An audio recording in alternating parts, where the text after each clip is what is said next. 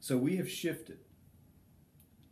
Why have we shifted from this idea to asymmetrical, doctor has power, I'm just compliant patient, to this idea of collaboration?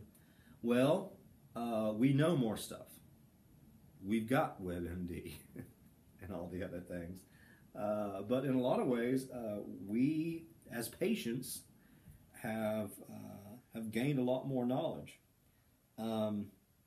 It says here on the bottom of page 51, it's the rare physician who doesn't acknowledge that now more than ever physicians learn from their patients.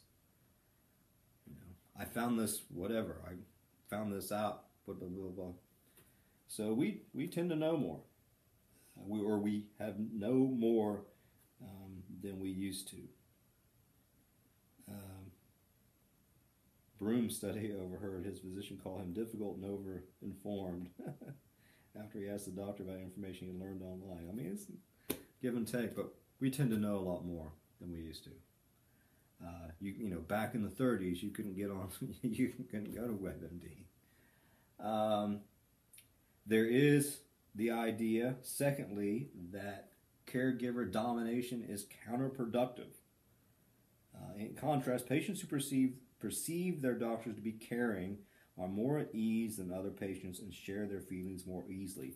Patients who are actively involved in medical encounters are also likely to remember more than others about treatment recommendations. And so if you feel like I'm going in, the doctor's just sort of, you know, telling me exactly what to do, blah, blah, blah. There's no, it can be counterproductive. Maybe you forget that, oh, I'm supposed to take this medicine or blah, blah, blah, blah, blah. Or you don't listen, you sort of tune them out. So, yeah, it can lead to poor health, in other words. Another sort of thing that is important to understand is that basically with the idea going back, when patients are forthcoming, health professionals have an easier time figuring out what's going on and can treat them better. But remember that this is not new. It's not like all doctors have been asses and patients have been dumb. The idea is that a lot of folks have, in the past, carefully listened to, I mean, you know, remember the whole, you know, house calls and all that type of stuff. So it's not like this is new. It's just that something happened during the 20th century and the early part of the 21st century that just sort of made everything crazy. Go, go, go. You got 30 seconds to tell me what's wrong with you. Okay. So lots of reasons for the shift, generally speaking. I think the big reason is that people just learned that communication is very important. It's very effective. You can't just be all sciencey all the time. So, the theoretical foundations of this particular model. Poor Michelle. The author here talks about the rhetoric of passivity and the rhetoric of agency. Some of you might not know what rhetoric is. I'm not going to get into this, but it's just the rhetoric of passivity basically means the way we talk and the way we interact influences us to sort of see ourselves as passive patients. Whereas agency generally means that we are empowered to do certain things. And so we don't want to engage in behavior or communication that is going to make us passive. We want to have agency. And so that's why they offer the model of collaborative, they, Young and Flower, so pretty, offer the model of collaborative interpretation. It proposes that health communication is most effective when patients actualize the roles of decision makers and problem solvers, and when caregivers function as counselors or friends who work alongside patients to help them achieve shared goals. See, I mean, that's sort of controversial, right? The doctors or the caregivers are counselors and friends. The patients are the people in charge. That's quite a striking shift. And then they have this guide of how to do this, drawing each other's expertise, blah, blah, blah, blah, blah. And then I had in my notes as I was reading through this, in 5 minutes or whatever. I mean, it's still, there's something about the big old system that sort of disallows this very idealistic way of thinking about things. So we got those theoretical foundations. We got an emergence, the emerging model is the patient as a central construct. I hate the word construct. That's why I say, that's why I'm a humanist, I'm not a social scientist, because to me, the patient is a human, not a construct. But in any case, it's neither here nor there. So we need to, the first thing I do, okay, blah, blah, blah. This is from oncologist Jamie Van Rowan. The first thing I do to try to make the relationship real is teach them patients to complain. I tell them, I don't know what it's like to be the patient, to have cancer. It's a matter of control. Patients often feel like they have lost control of everything. I try to give it back. Good for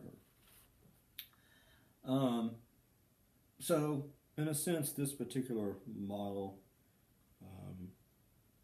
sort of is all about, better health outcomes. It's about,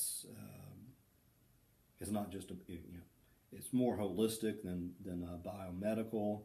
So they talk about, indications of diet, exercise, emotional health, attitude, and everything like that. Caregivers think about all of that type of stuff. They have dialogues. Again, it's sort of funny here, and I sort of, say, doctor and patient BFF. Hey, text them, do a Snapchat with your doctor. Hey, look at this. What's this? Look at this. I got this thing on my arm. What is it, doctor? It's a hand. Ah, yeah. How? I want to give you a hand because you're such a good doctor. Okay. But there is a sense that, you got to forge this. This is the new shift. This is the new sort of model. Doctors and patients are tight. Talk about stuff. There's equal give and take. Well, let me tell you about my golf swing. And remember, it's not just about doctors. It's about folks at CVS, technicians, all over the place. So, yeah. I'm still I'm so skeptical and cynical, this is all fine and dandy, and I think it happens, but, within our system, when there's a bunch of people in the doctor's office waiting, and you wait forever, and you're angry, and blah, blah, blah, blah, blah. Is all this stuff really going to happen? Well, I don't know. Okay. So, patient-centered care, which is what this is all about. Page 54 has some really good stuff about, patient-centered care is important. It's good. Folks are working on a puzzle together. What was the big thing?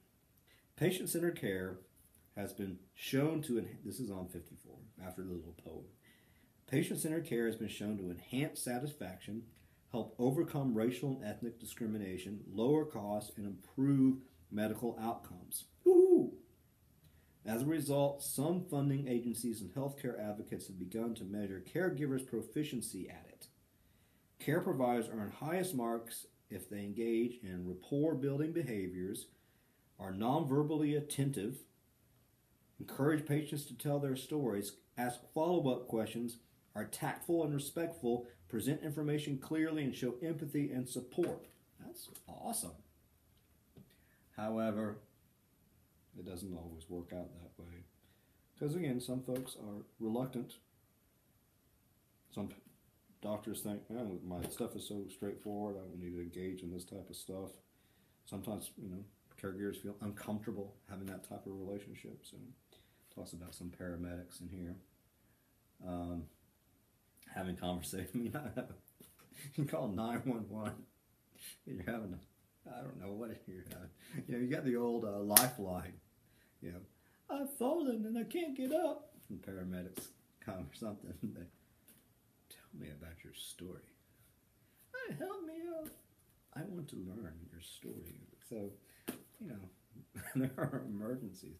Emergency back in the 70s, that was a great show. So, it's not a debate, in other words. It's not doctors and patients working together, co-authoring a puzzle to figure out how to, or you know, doing a puzzle in a collaborative atmosphere. Yeah. So, the next thing that the book does is what I'm going to ask you to read. Obviously, you're going to read all of this stuff, but communication skills builder, motivational interviewing, all this type of stuff. This is the type of stuff that I want you to think about. Motivational interviewing toolbox. You've got all these different things, dialogue, all these things that I'm wanting you to read and reflect on for your second big assignment. Narrative medicine, all this type of stuff is really, really sort of practical things that folks can do. Integrative health model, theory, I'll let you read. That's part of the skill building stuff. There's communication tips for patients on page 65. So all these things are the types of things that I'm wanting you to read, consider, reflect on, and then you decide what you think are some of the best things, the best effective skills, most effective skills, and that's what you're going to write in the prescriptions. But it's not just this chapter, because there's going to be more stuff in chapters 4 and 5. With that, it ends, this chapter ends with, it's building off of this larger idea of a collaborative model, having healing environments. Do I have a kazoo? Oh, it's in my office. Oh, here's Yoda. He can provide a healing environment. What else do I have here? Okay. But in any case. So there's lots of information out here about soothing environments to help. And it's part of the larger sort of, again, a collaborative thing to try to make people healthy. It talks about the Mayo Clinic. There's a place very close to my mom's house in Tulsa called the Mayo Demonstration School, and I always say that's where students learn how to display, and they can know how to effectively use condiments. Dukes. Okay, so they talk about the Mayo Clinic as an example of they designed it a particular way. Traditionally, medical settings come across as intimidating and sterile. Yeah, they smell like bleh. Some medical centers, such as Mayo, instead have committed to creating a different atmosphere. The idea there is that they have multiple sandwiches with turkey and mayonnaise.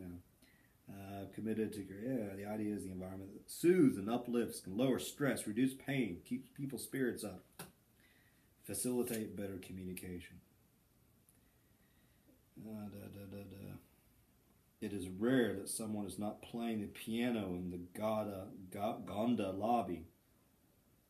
They have a piano. I've seen patients and visitors join in a sing-along. Once patients and visitors were dancing. Another time, a diva of opera paused and spontaneously sang. On another occasion, a well-known pop musician sang while a volunteer accompanied him on the piano. There was, at the place in Tulsa, the oncology center where my mom gets her chemo, there's one of those self-playing pianos. I forget what they're called, but it was playing like an Elton John medley. And I thought it was the funniest thing in the world. It's like, I was talking to my mom, trying to make her laugh and feel comfortable. And I was like, I was reading in JAMA, the Journal of the American Medical Association, that they have found that Elton John medleys actually are cure cancer. I just thought it was funny to listen to. to what's the